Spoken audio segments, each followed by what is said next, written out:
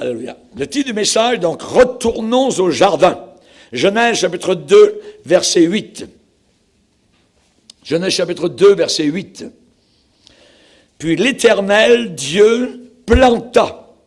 Savez-vous que notre Dieu est un planteur? L'Éternel Dieu planta un jardin. Notez chaque mot, un jardin. En Éden, du côté de l'Orient, et il y mit l'homme, pour l'homme qu'il avait formé. L'Éternel Dieu fit pousser du sol des arbres de toute espèce, agréables à voir et bons à manger, et l'arbre de la vie au milieu du jardin, et l'arbre de la connaissance du bien et du mal. Un fleuve sortait d'Éden pour arroser le jardin. Et de là, elle se divisait en 4 bras. Le nom du premier est Pishon. C'est celui qui entoure tout le pays de Havila où se trouve l'or. L'or de ce pays est pur. On y trouve aussi le bédlium et la pierre d'onyx. Le nom du second fleuve est Gihon. C'est celui qui entoure tout le pays de Couche. Le nom du troisième est Hiddekel. C'est celui qui coule à l'orient de l'Assyrie. Le 4e fleuve, c'est l'Euphrate. L'Éternel Dieu prit l'homme et le plaça dans le jardin d'Éden pour le cultiver et pour le garder. L'Éternel Dieu donna cet ordre à l'homme: tu pourras manger de tous les arbres du jardin, mais tu ne mangeras pas de l'arbre de la connaissance du bien et du mal, car le jour où tu en mangeras, tu mourras. Seigneur, nous sommes devant toi, nous te bénissons pour ta parole. Nous te bénissons, Seigneur, pour le glaive du Saint-Esprit, pour l'épée de l'Esprit, Seigneur. Cette parole qui est pour nous une nourriture, qui est pour nous, Seigneur, un aliment. Aide-nous à l'absorber, à la manger, à la digérer, Seigneur, et qu'elle produise en nous la force, l'énergie dont nous avons besoin pour combattre les Goliaths de ce monde, pour voir les Jérichos s'écrouler, Seigneur, que nous puissions marcher sur les serpents, les scorpions et toute la puissance du diable, sachant que rien, absolument rien ne pourra nous nuire. Veuille bénir abondamment, Seigneur, la réflexion de nos cœurs, le prédicateur qui annonce cette parole, et que nous puissions, Seigneur, à l'issue de l'écoute de la parole de Dieu, y obéir. Nous te le demandons, Père, dans le nom puissant de ton seul Fils unique, Jésus-Christ, le Créateur du monde et le Rédempteur, au nom de Jésus. Amen. Et tout le peuple dit Amen. On peut s'asseoir, frères et sœurs. Alléluia. Gloire à Dieu. Gloire au Seigneur. Alléluia. Êtes-vous heureux ce matin dans la maison du Seigneur? L'Esprit de Dieu est là. La Bible dit, là où est le Saint-Esprit, là est la liberté. Liberté de louer, liberté de donner, liberté de recevoir, liberté de s'accueillir, liberté d'écouter la parole de Dieu, liberté d'obéir. Alléluia. Gloire au Seigneur. Vous savez, il y a dans la parole de Dieu un rapport étroit, un lien, une affinité, je dirais, une connexion entre le fruit du Saint-Esprit et le jardin d'Éden. Et nous allons voir cela donc ce matin. Vous savez, c'est très bon d'aimer les fruits. Je ne sais pas si vous aimez les fruits. Généralement, beaucoup de gens aiment les fruits, voyez, surtout au milieu de la chaleur de l'été, durant les canicules, tout ça. On aime manger les fruits. Des fruits rafraîchissants, des fruits juteux, délicieux. Mon épouse est très bonne pour la salade de fruits, voyez. Et ça descend assez rapidement. Mes petits-enfants aussi, ils aiment beaucoup les salades de fruits quand ils viennent à la maison. Et on sait que un bon melon d'eau, voyez, plein de jus, on appelle ça en français une pastèque, voyez, des raisins blancs, rouges, des fraises, cerises rouges, jaunes, des mangues, des melons, voyez. On a mangé beaucoup de mangues quand nous étions missionnaires, donc dans différents pays de la terre, et on a beaucoup aimé ça. Les oranges, les pêches, litchis, voyez, des belles prunes, il peut y avoir des prunes bleues, des prunes blanches, toutes sortes de belles pommes, les Macintosh, Saint-Eustache du Québec, voyez, donc juteuse. Évidemment, tout cela, ça rafraîchit notre palais. On parle des fruits, voyez. Et évidemment, donc, il y a toute une panoplie de différents arbres fruitiers très variés que notre Dieu a créés. Pensez-y, vis-à-vis de Genèse, l'arbre de la vie était un arbre fruitier. Il est dit, l'Éternel Dieu fit pousser du sol des arbres de toute espèce, agréables à voir et bons à manger. Et l'arbre de vie au milieu du jardin, ainsi que l'arbre de la connaissance du bien et du mal. Jardin, ici nous avons le mot jardin, Dieu planta un jardin en Éden. Jardin égale paradis. Le mot hébreu c'est gan, pour jardin. Il y a un autre mot qui est encore plus descriptif, c'est pardès.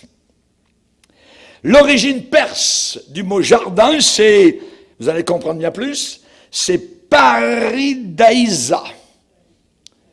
D'où nous avons en français le mot paradis, en anglais paradise. 3 fois dans la Bible, nous avons ce mot. Dans Cantique des Cantiques, il y a une description dans le dialogue entre la bien-aimée et son bien-aimé. Et le bien-aimé déclare, il dit à son épouse, tu es un jardin fermé. Tu es un paradis fermé. Ma sœur, ma fiancée, une source fermée, une fontaine scellée. Tes jets ou tes racines forment un jardin où sont des grenadiers avec les fruits les plus excellents. Les troènes avec le nard et le safran, le roseau aromatique et le cinnamome, avec tous les arbres qui donnent l'encens, la myrrhe et l'aloès. Et on parle des aromates. Donc, c'est une description, évidemment, de quelque chose de formidable, de paradisiaque. Dans l'Ecclésiaste, Salomon déclare, « Je me fis des jardins et des vergers, et j'y plantais des arbres à fruits de toute espèce. » Encore là, nous avons le mot paradis. Je me fis des paradis, des vergers, et j'y plantais des arbres à fruits de toute espèce. Dans le livre de Néhémie, on nous parle d'un certain homme s'appelait Asaph, qui était le gardien forestier du roi, à Suse. Ça veut dire garde du jardin, gardien du paradis. Ce mot jardin, souvent dans l'étymologie, c'est le mot paradis. Et ici, Asaph, donc dans la ville de Suse, eh bien, il était gardien de la forêt du roi de Perse, pas seulement une forêt, mais cela incluait en même temps un immense jardin avec beaucoup d'arbres fruitiers. Un paradis, ça décrit quelque chose avec des arbres. Le paradis, c'est pas quelque chose, on va arriver, c'est juste des bâtiments, c'est désert, comme le centre des grandes métropoles. Absolument pas. Le paradis, il y a des arbres, il y a de la vie, il y aura des oiseaux, il y aura de l'herbe verte, des fruits de toutes sortes de couleurs, de toutes espèces. Ça sera paradisiaque. Alléluia. Il y aura des odeurs de fruits. Généralement, les fruits donnent des odeurs. Voyez, un fruit frais, eh bien, donne de bonnes odeurs. Et ça inonde immédiatement vos sens par l'odorat et la vue. Quand vous allez à l'épicerie, vous rendez dans le coin des fruits, généralement, ce qui vous attire, c'est les pommes les plus belles, voyez, avec les couleurs, évidemment, les plus vivaces, donc, qui vous attirent. Et là, il y a avec le paradis un lien. Il y a un lien, donc, avec d'une merveilleuse beauté, donc, fascinante, quelque chose de charmant, quelque chose de ravissant, d'idéal, splendide à voir, donc, d'une grande attraction. Et au travers de toute la littérature juive, Éden a toujours été considéré comme le modèle, le paradigme de la perfection totale. Ézéchiel, le prophète, parle d'Éden. Il va dire dans Ézéchiel 28, Éden, le jardin de Dieu. Le jardin de Dieu, couvert, rempli à l'intérieur de toute espèce de pierres précieuses. Et là, dans Genèse 2, on a vu cela un peu, l'onyx et ainsi de suite. Donc, et il y a non seulement cela, mais des arbres merveilleux qui y poussaient à l'intérieur. Ézéchiel 31 parle les cèdres du jardin de Dieu. Voyez, tous les arbres d'Éden dans le jardin de Dieu. Le mot Éden a une racine sémitique qui veut dire, qui est synonyme de plaisir, de luxueux, de luxuriant, d'agréable, de charmant, bien-être, un bonheur, une euphorie, un contentement, une satisfaction, donc inimaginable. Éden était cela. C'était sur la terre. Il y a des gens, dernièrement, j'ai écouté, il y a à TV5 qui ont dit que l'homme, eh bien, il venait de l'Afrique. Et de l'Afrique du Nord. Ils ont découvert de sortes de dents ou de crânes, ils font dire n'importe quoi, vous voyez, surtout pas que l'homme a été créé par Dieu. Mais en réalité, Dieu a placé l'homme quelque part au Moyen-Orient. L'Éden était au Moyen-Orient, parce que des 4 fleuves qui sont décrits dans Genèse chapitre 2, il en reste un qui est encore là, sur la terre, et c'est l'Euphrate. Et c'est dans cette région qui était paradisiaque, qui a été détruit par, évidemment, comme tout, par le déluge de Noé, et ce qui fait aujourd'hui qu'il y a tellement de pétrole dans cette partie de la terre. Pourquoi? Parce que Éden était rempli d'arbres, de feuillus, de fruits, et tout cela a été détruit, et c'est au fond de la terre qu'aujourd'hui il pompe, je dirais, ce produit qui sort tout noir, qui provient donc du jardin d'Éden. C'était dans cette région de la planète Terre. Et chaque fois que vous allez à la pompe à essence, rappelez-vous que vous tirez quelque chose, amen, qui provient de quelque chose d'avant le déluge. Vous voyez, un paradis qui a été détruit. Éden était un lieu formidable et c'est décrit, nous l'avons lu dans Genèse chapitre 2. Chers amis, quand vous avez beaucoup de fruits variés, cela crée dans votre maison, dans votre cuisine, une odeur, une bonne odeur. L'odeur d'un verger. Quand vous entrez dans un verger, c'est parfumé. C'est parfumé. La beauté d'arbres, tout en fleurs. Vous avez déjà vu les cerisiers du printemps. Lorsqu'ils sont en fleurs, c'est des bouquets merveilleux. Vous aimeriez que les fleurs restent tout le temps et ça dure quelques jours. Regardez-les bien, prenez-les bien en photo parce que dans 2-3 jours, c'est terminé. Alors qu'en Éden, cela durait. Vous voyez?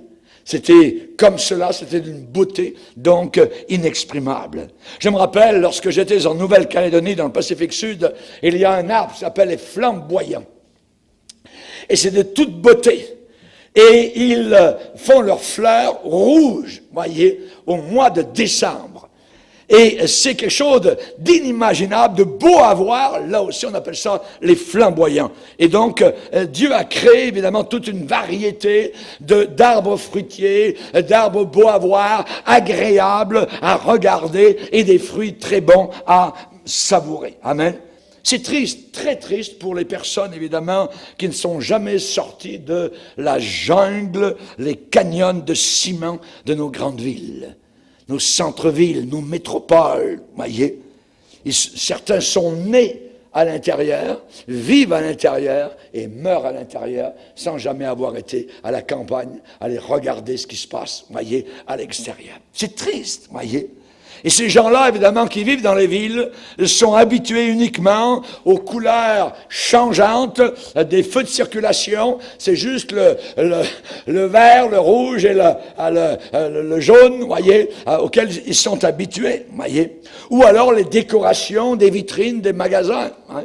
C'est la seule chose, évidemment, donc, qu'ils peuvent voir. Et leurs activités de tous les jours, bien, sont limitées aux routes d'asphalte noir, des trottoirs de ciment gris, voyez. Il y a une vie, évidemment, en ville, la vie de la ville, voyez.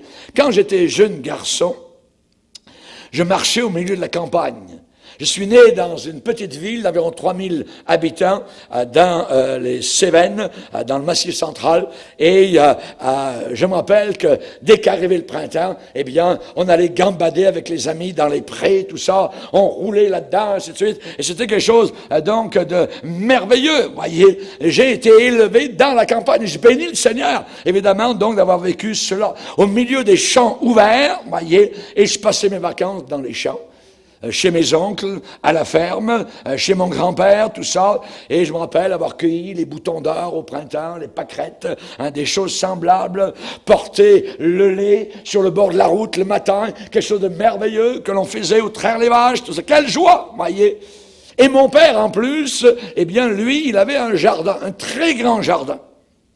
Et parfois, j'allais cueillir les fraises, et j'en mangeais la moitié avant de mettre le reste dans le panier, mais c'était pas grave. Moi, j'aimais beaucoup, donc les fruits.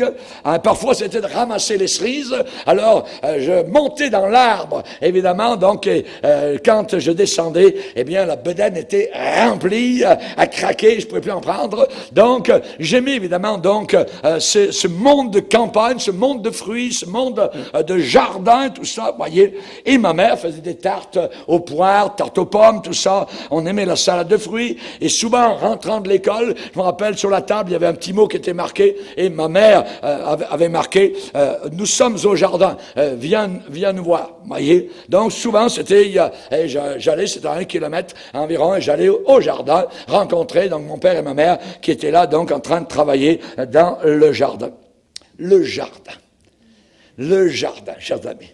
Et dans Genèse chapitre 2, le mot jardin revient régulièrement. Nous ne sommes pas faits pour la ville. Nous avons été créés pour la campagne.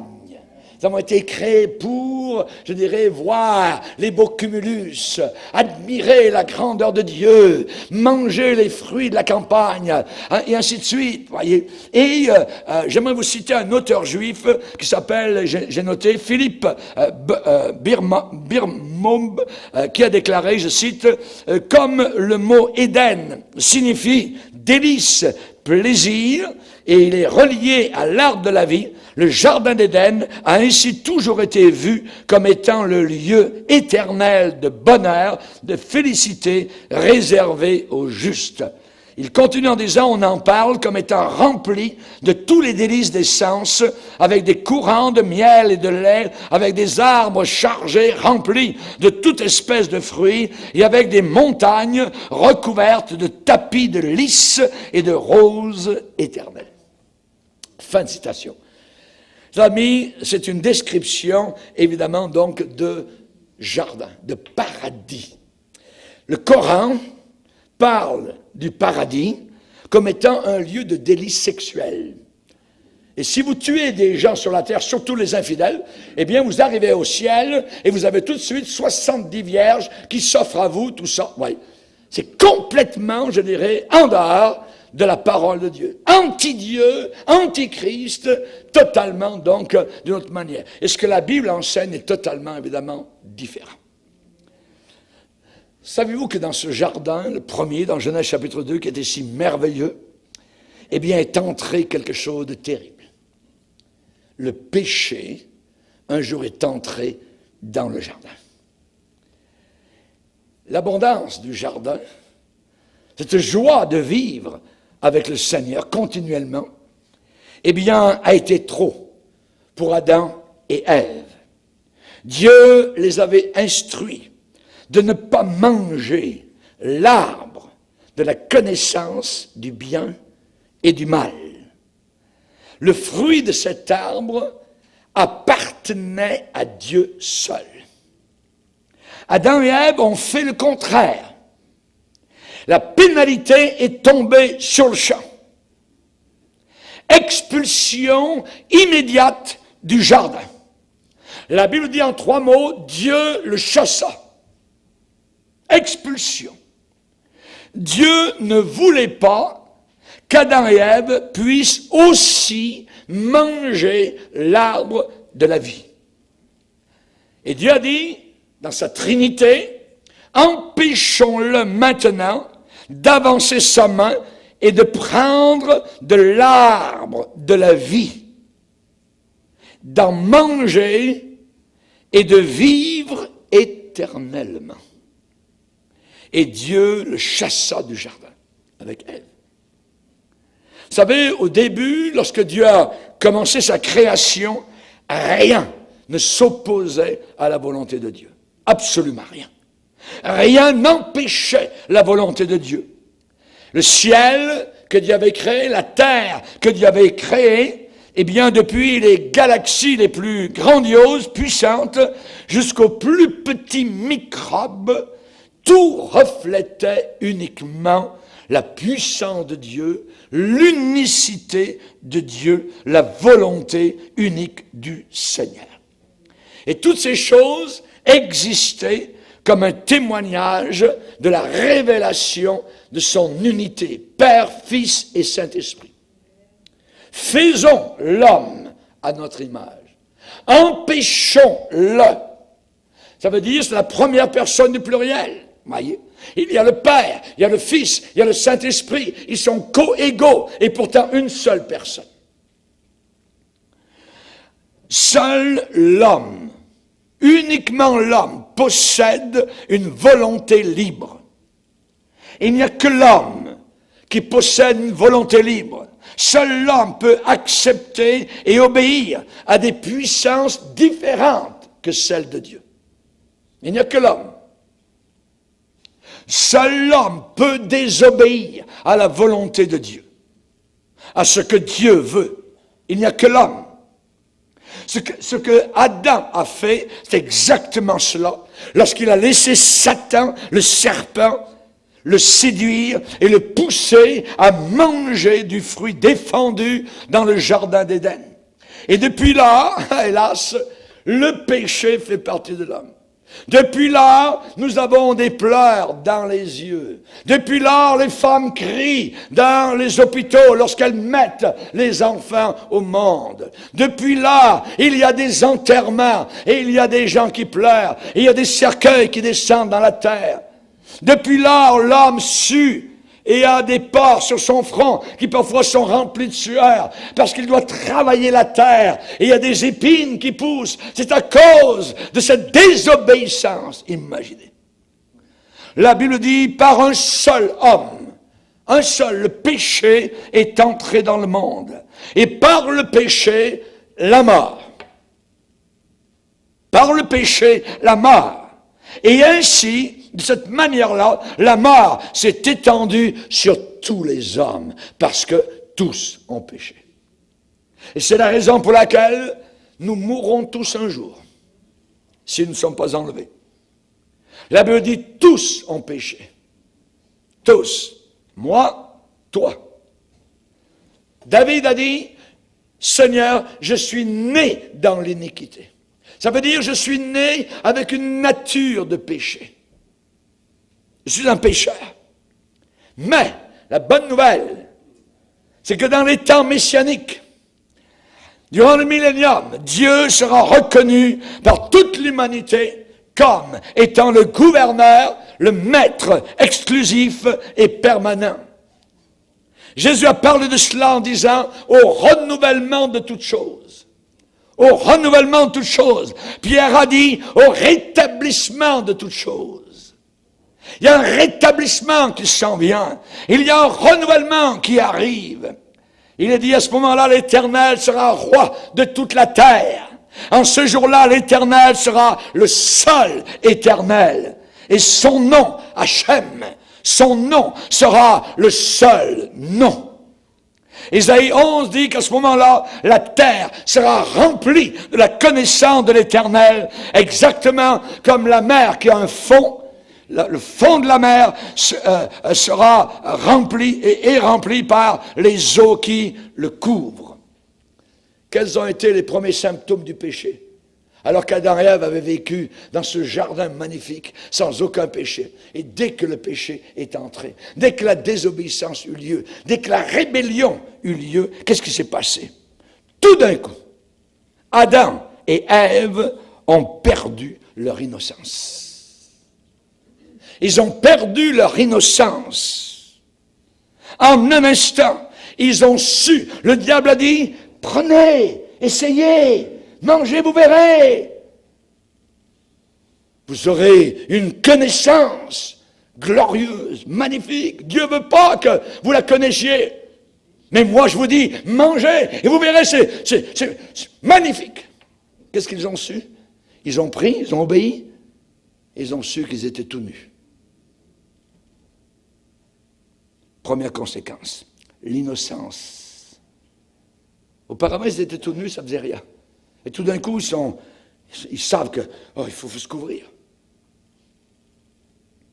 Ensuite, ils ont réalisé qu'ils s'étaient débarrassés des préceptes du commandement de Dieu, débarrassés de l'obéissance, débarrassés de la soumission. Ils sont devenus désobéissants et rebelles à Dieu. Imaginez auparavant ce que c'était de prendre part au jardin de Dieu. Avant que les hommes désobéissent à Dieu, ils étaient semblables aux pommiers. Ils sentaient bon, ils portaient du fruit. Ils étaient semblables à l'oranger de Floride, semblables aux manguiers des îles, semblables aux cerisiers d'Europe. Oui. Ils portaient les fruits de la paix, de la joie. Ils étaient soumis à Dieu. C'est un mot que l'on ne veut pas aujourd'hui, la soumission. Et pourtant, Christ a été soumis au Père. Il s'est soumis à la volonté du Père.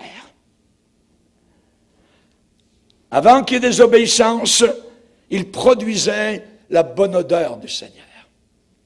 Odeur de vie. Il le servait.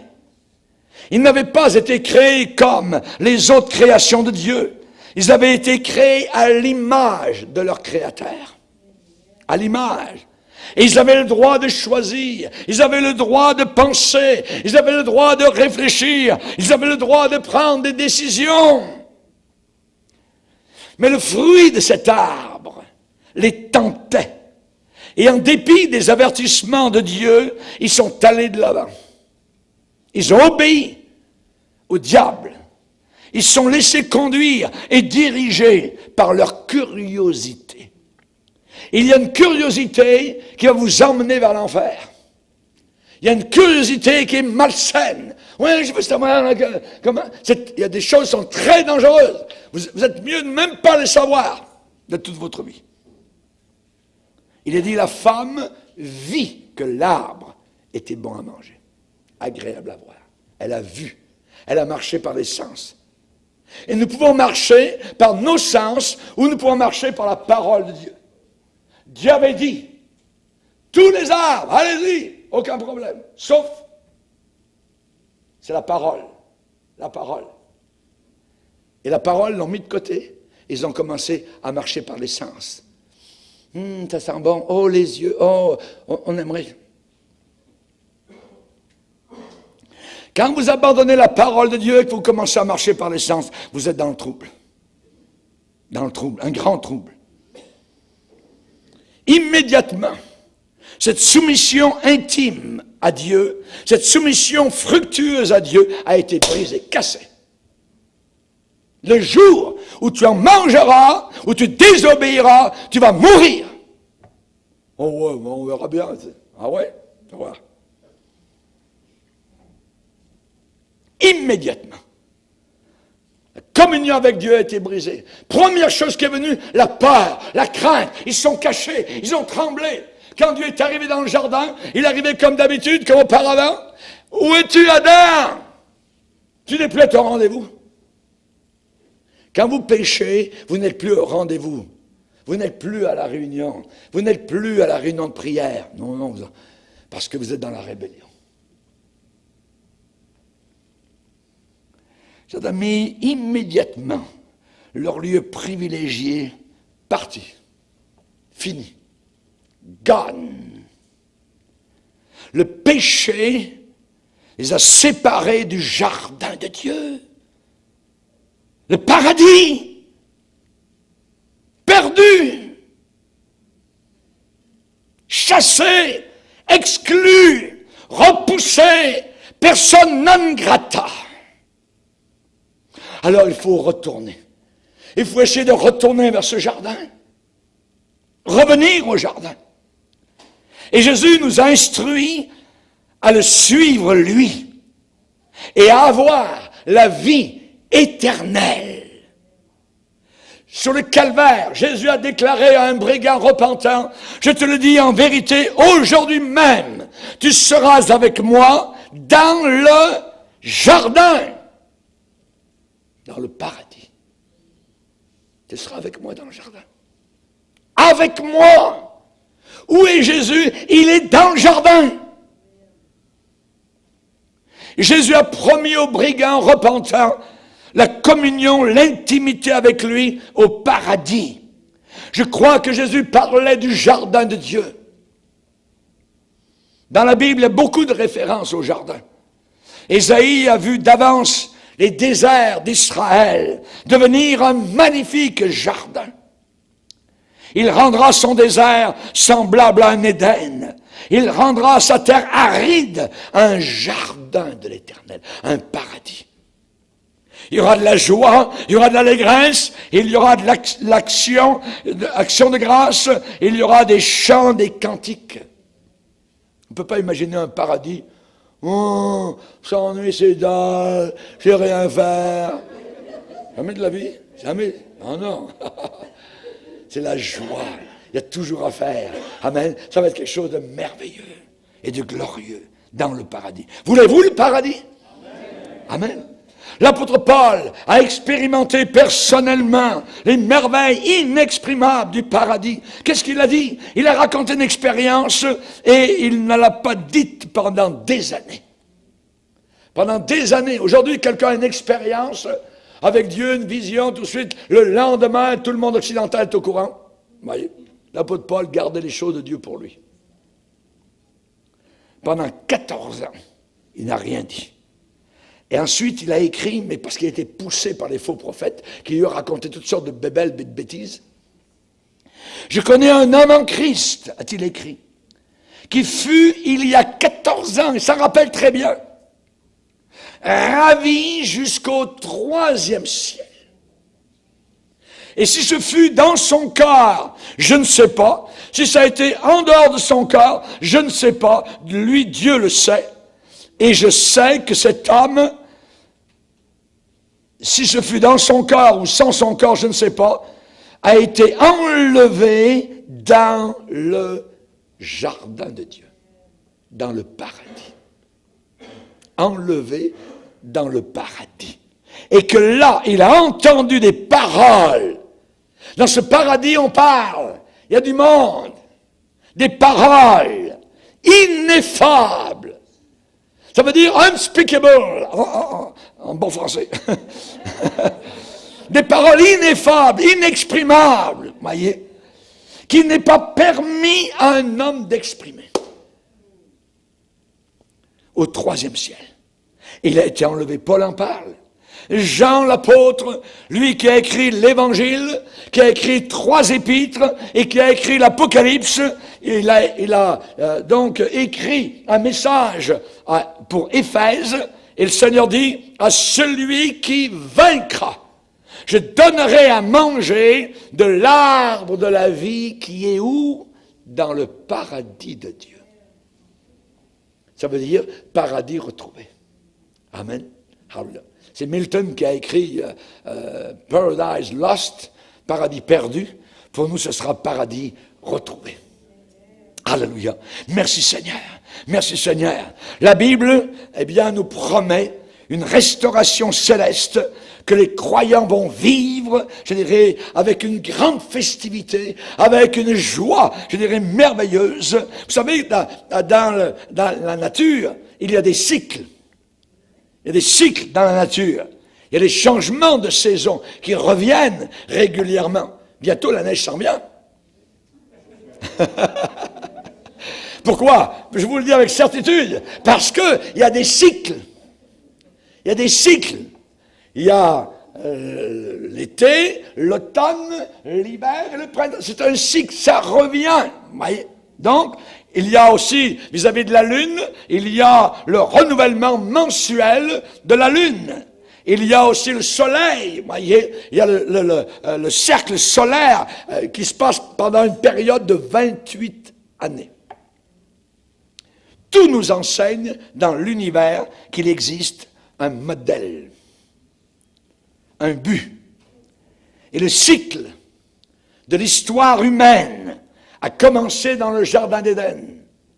Et le cycle va se refermer de nouveau dans le Jardin d'Éden pour ceux, évidemment, qui participent à l'œuvre de la croix. Alléluia. Alléluia. Chers amis, avec les temps messianiques, nous allons retourner au point de départ. Nous allons retourner au point de départ, au renouvellement de toutes choses. Dieu a créé l'occasion pour qu'un pécheur, une pécheresse, puisse revenir à lui par la repentance. L'histoire du fils prodigue est une histoire insondable, qu'on n'aura jamais fini, évidemment, de parler. C'est Jésus qui l'a raconté. Il a dit que ce fils prodigue, après avoir quitté son père, dans l'écuelle des porcs, dans la porcherie, mangeait ce que mangeaient les porcs, voyez. Soudain, il est revenu à ses sens, il s'est levé et il a dit, je retournerai vers mon Père. Je retournerai vers mon Père. Alléluia. Si on s'est éloigné, on a la possibilité de revenir, de retourner. Merci Seigneur. Et il y a évidemment le fruit de l'esprit. Jésus a annoncé aux brigands, ce voleur sur la croix, et à vous, à moi, nous aussi les brigands, voyez, que c'est lui, Jésus, qui est la clé du paradis. Et Jésus a promis de nous faire entrer dans ce jardin de Dieu, dans ce paradis. Si quelqu'un n'est pas né de nouveau, il ne peut pas entrer. Il ne peut pas. Il n'a pas la possibilité d'entrer. Naître de nouveau, cela veut dire, se repentir de nos péchés, avoir une vie transformée, changée. Si quelqu'un est en Christ, il est une nouvelle créature. Les choses anciennes sont passées. Voici que maintenant, toutes choses sont devenues nouvelles. Et si quelqu'un n'est pas né de nouveau, il ne peut pas entrer. Tu peux être religieux tant que tu veux, tu ne pourras jamais entrer dans la présence de Dieu, dans ce paradis, si tu n'es pas né de nouveau. Et tu nais de nouveau. Jésus a promis de répandre le Saint-Esprit dans nos cœurs. J'enverrai sur vous ce que mon Père a promis. Vous serez revêtus de la puissance d'en haut. Jean-Baptiste a baptisé d'eau. Vous, dans peu de jours, vous serez baptisés du Saint-Esprit. Amen. Gloire au Seigneur. Le fruit de l'Esprit. Il y a un lien direct entre le jardin de Dieu et le fruit de l'Esprit. Le fruit de l'Esprit, Galates 5, c'est l'amour, c'est la joie, c'est la paix, c'est la patience, c'est la bonté, c'est la bénignité, c'est la fidélité, c'est la douceur, c'est la tempérance, le contrôle de nous-mêmes. Le fruit de la lumière, va dire Paul, consiste en toutes sortes de bonté, de justice et de vérité. Et tout cela, tout ce que je dis, ce n'est pas des idées abstraites, voyez, absolument pas, voyez. Quand vous réfléchissez en termes de fruits, vous avez les abricots, et l'abricot, ce n'est pas la fraise, et le raisin, ce n'est pas les cerises, voyez, et le fruit de la passion, ce ne sont pas des oranges, et les mangues, ce ne sont pas des pommes. Tous ces fruits de l'esprit, amour, paix, joie, bonté, patience, tempérance, ainsi de suite, sont tous des choses réelles, du terre à terre. Voyez. Réfléchissez en termes de fruits, réfléchissez au goût, réfléchissez au parfum, quelle odeur, quel goût. Les bons fruits et le fruit du Saint-Esprit ont bon goût aussi. Et c'est ce que Dieu veut pour son Église. Être des révolutionnaires fruités. Es-tu fruité? Amen. La Bible déclare que lorsque nous étions dans le monde, lorsque nous étions des rebelles, des pécheurs, voyez, eh bien, il est dit, quel fruit portiez-vous alors? Quand vous étiez dans le monde, des rebelles, voyez, des ignorants, quel fruit portiez-vous alors? Réponse, Romains chapitre 6, des fruits dont vous rougissez aujourd'hui. Des fruits secs, des fruits amers, des fruits de fiel, et non pas de douceur. Car la fin de ces choses, c'est la mort. Nous portions des fruits de mort. donnant la mort, des fruits empoisonnés. C'est ce que nous portions auparavant. Pensez être fructueux, être des révolutionnaires par le fruit de l'esprit.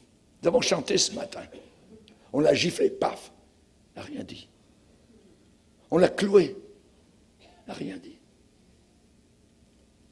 Nous, dès que ça marche mal, bang, bang, bang, bam, bam, c'est la soucoupe volante dans la cuisine, ainsi de suite. Et les assiettes volent, ainsi de suite. C'est des fruits de mort, des fruits empoisonnés, des fruits de colère. Nous étions auparavant enfants de colère. Nous avions un papa qui s'appelait Satan. Vous savez, aujourd'hui, le monde chrétien, de façon générale, a délaissé le Seigneur. De tant de manières.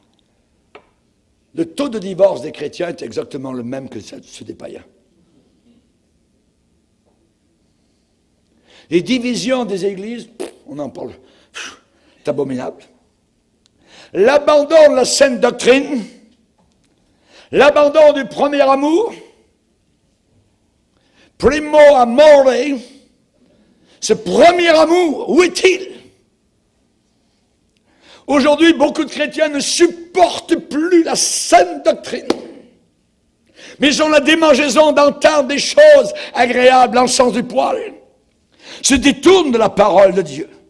Le monde chrétien a tellement de désaccords, on se bat sur des arguments, on salit le nom du Seigneur, on veut absolument gagner tous les arguments. Ce n'est pas évidemment des bons fruits qui sont manifestés. J'aimerais vous dire qu'on n'a pas besoin de tout gagner. Pourquoi? Parce que la bataille a déjà été gagnée. La bataille a déjà été achevée. Jésus a déjà annoncé, tout est fini. La bataille est finie. Tout est accompli. Et nous avons maintenant la mission de ramener la vie à son jardin. Et cela ne peut pas arriver si notre opinion remplace la sienne. Mes pensées ne sont pas vos pensées. Mes voix ne sont pas vos voix. Il nous a donné la liberté de choisir son chemin. Mais voilà qu'Adam, a tout cassé dans la baraque, il a tout brisé. Il croyait qu'il connaissait mieux que Dieu. Josué a dit au peuple d'Israël, choisissez aujourd'hui qui vous voulez servir. Choisissez, vous êtes libre. Et dit, moi et ma maison, nous servirons l'Éternel. Choisissez, c'est un choix. Vous avez été créé à l'image de Dieu. Choisissez. Le Seigneur nous a invités à retourner au jardin, à marcher avec lui, à être dans l'intimité et à porter beaucoup de fruits. Lisez Jean chapitre 15. Jean chapitre 15.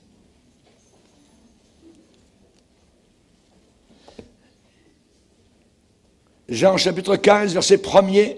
Je suis le vrai cep, ça veut dire je suis le tronc, vous voyez.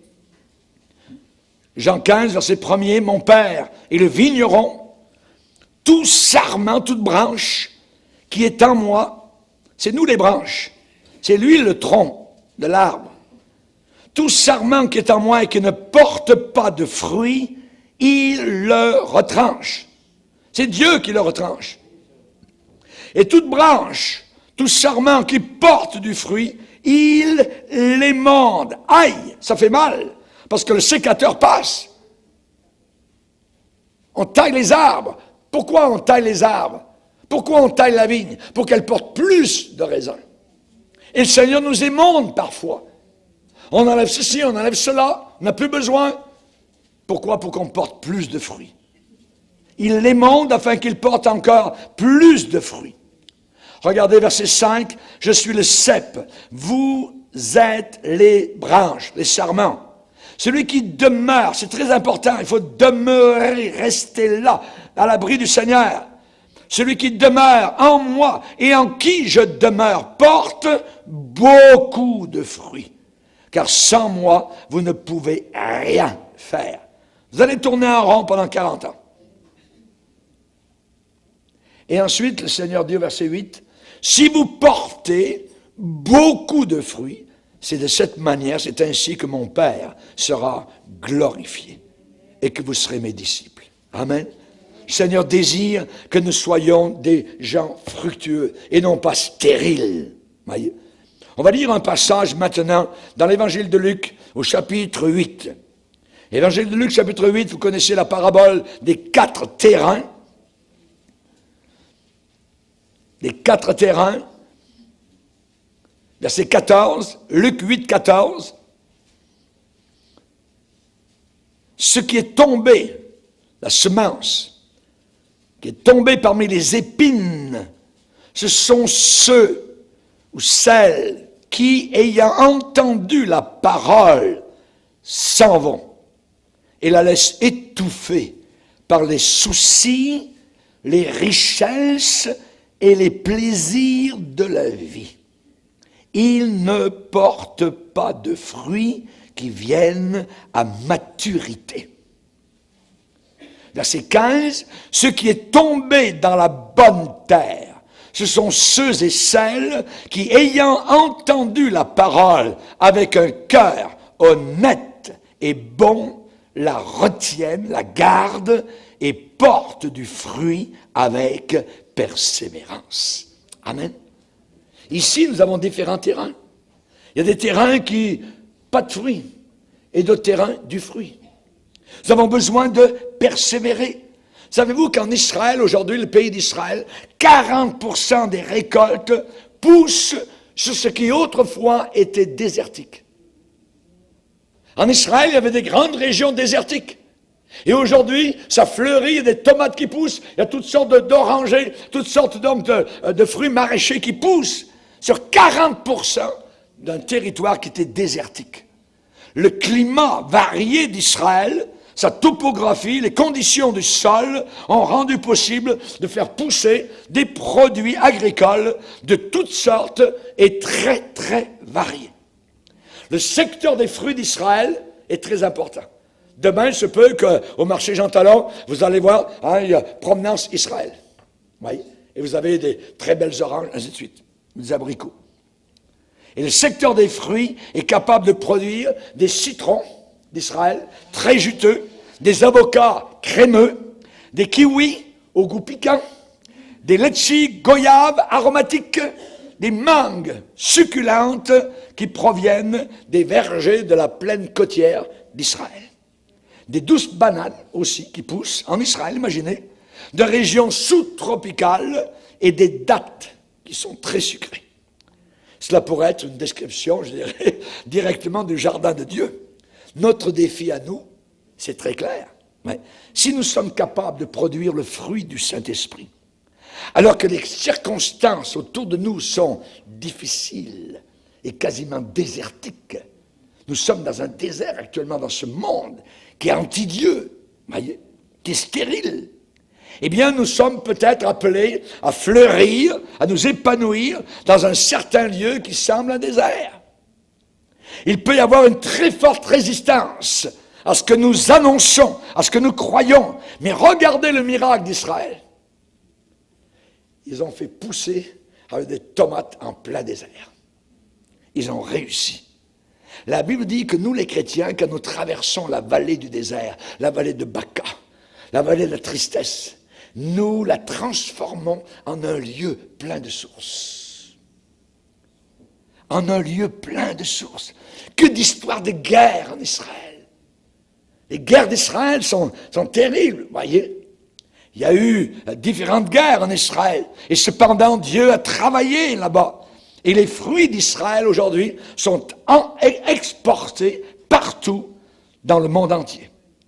Et si nous, chrétiens, nous avons été enrichis par le Saint-Esprit, par le fruit du Saint-Esprit, par les dons du Saint-Esprit, alors que faire? Faisons comme Israël. Exportons. Amen. Exportons, mon Seigneur. Pour porter le fruit du Saint-Esprit dans ces jours difficiles, il faut absolument rester attaché à Dieu. Si vous demeurez, vous reprendrez cette semaine Jean chapitre 15 et vous soulignerez chaque fois où Jésus a dit dans Jean 15, demeurez, demeurez, demeurez, demeurez. Vous allez voir. Ensuite, vous irez dans le psaume 91 où il est dit celui qui demeure sous l'abri du Très-Haut. repose à l'ombre du Tout-Puissant. Alléluia. Amen. Gloire au Seigneur. Porter du fruit. Amen. Dans ces jours difficiles, il faut avoir une relation forte avec le Seigneur. Pas juste léger, comme ça, un dimanche matin par semaine. Oh non, vous n'y arriverez pas. Non, non. Tous les jours, consécration. Il faut être productif. Voyez, la Bible déclare que nous sommes comme des palmiers. Il est dit, les justes croissent comme les palmiers. Ils prospèrent dans les parvis de notre Dieu. Ils portent encore des fruits dans la vieillesse et sont pleins de sève et verdoyants. Verdoyant, pas sec, pas jaune, voyez, pas en train de sécher. Si vous faites des efforts honnêtes, vous allez toujours porter du fruit. Vous allez porter du fruit. Le Saint-Esprit va nous éclairer, le Saint-Esprit va nous donner sa sagesse. Oui, on peut vivre des jours très sombres. Nos pensées, parfois, sont par terre, voyez.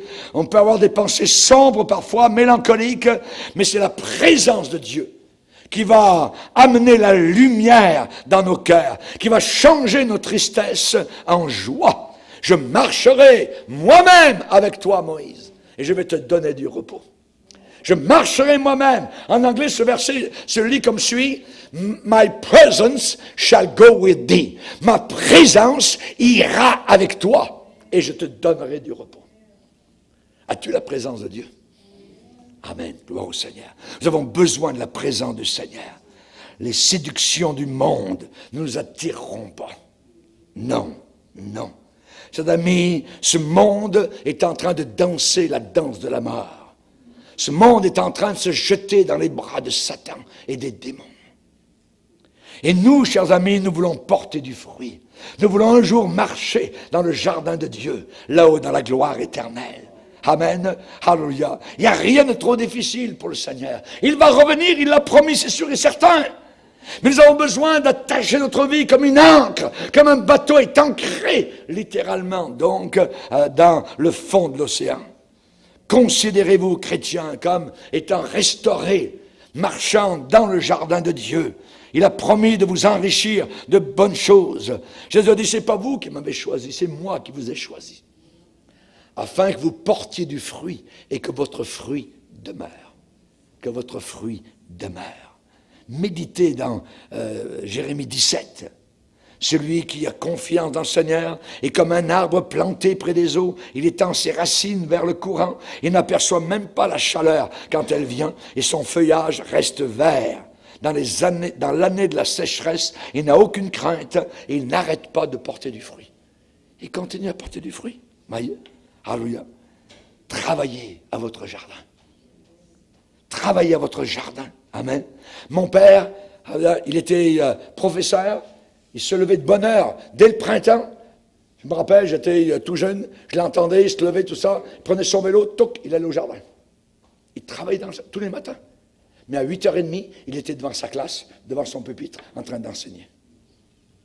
Il travaillait à son jardin. Et mon père avait des beaux fruits.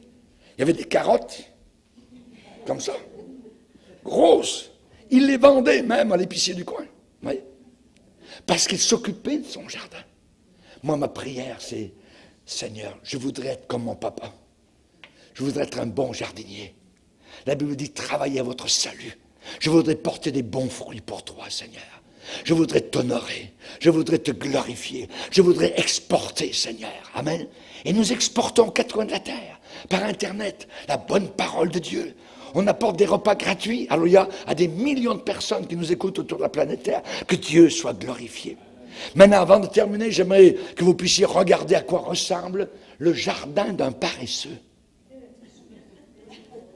Proverbe. Proverbe, chapitre 24.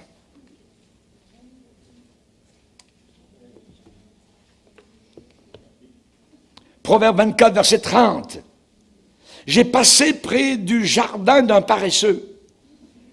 J'ai passé près du champ d'un paresseux.